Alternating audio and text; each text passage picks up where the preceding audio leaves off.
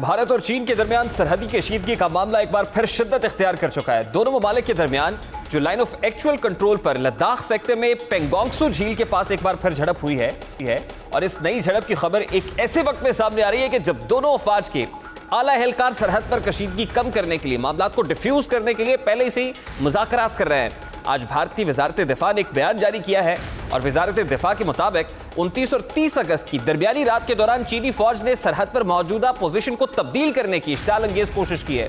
भारतीय फौज ने यह दावा भी किया है कि उन्होंने पेंगोंगसू झील के जनूबी किनारे पर चीनी फौज के इस मंसूबे को नाकाम कर दिया है। भारत की जानिब से सरहदी टकराव पर प्रेस रिलीज तो जारी कर दी गई है, ताहम इसकी नौयत के बारे में अबहाम पैदा किया गया है। ये झड़प में शदीद नौयत की भी हो सकती है क्योंकि इसी साल जून में झील के जुनूबी हिस्से पर दोनों अफवाज के दरमियान एक टकराव हुआ था जिसमें भारतीय फौज के 20 जवान हलाक हुए थे जबकि 75 जख्मी हुए थे।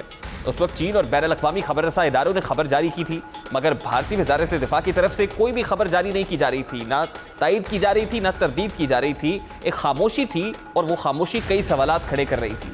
चीनी और भारतीय अफवाज के दरमियान जिस इलाके में झड़प हुई है वो दिफाई नुक्ता नज़र से भी बहुत इंपॉर्टेंट है क्योंकि वहां से कुछ ही दूर इंतहाई अहम दौलत बेग ओल्डी शिविक रोड गुजरती है।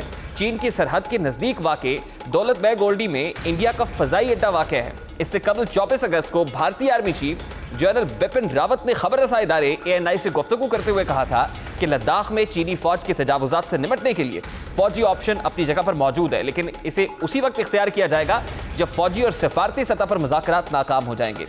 अब सवाल तो यह भी उठता है कि क्या भारत और चीन के दरमियान मुज़ाकरात नाकाम हो चुके हैं? क्या भारतीय फौज चीन के साथ महाजराई के लिए तैयार है? इसी सवाल का जवाब तलाश करने की कोशिश करते हैं। दोनों ममालिक की फौजी सलाहियत का जायजा लिया जाए तो तरबियत, जोग्राफियाई बरतरी और फौजी सलाहियत में चीन भारत से कई गुना ज्यादा ताकतवर है। भारत पाकिस्तान के मामले में जारहाना रवैया इख्तियार करता है, लेकिन चीन के मामले में हमेशा दिफाई हिकमत अमली इख्तियार की है। भारत के पास चीन के खिलाफ किसी भी किस्म की कार्रवाई के लिए सिर्फ 2 हफ्तों का वक्त है क्योंकि 15 सितंबर के बाद इलाके में मौसम तब्दील होने के बाद वहां भारतीय फौजी खुद अपनी बका की जंग लड़ रहे होते हैं।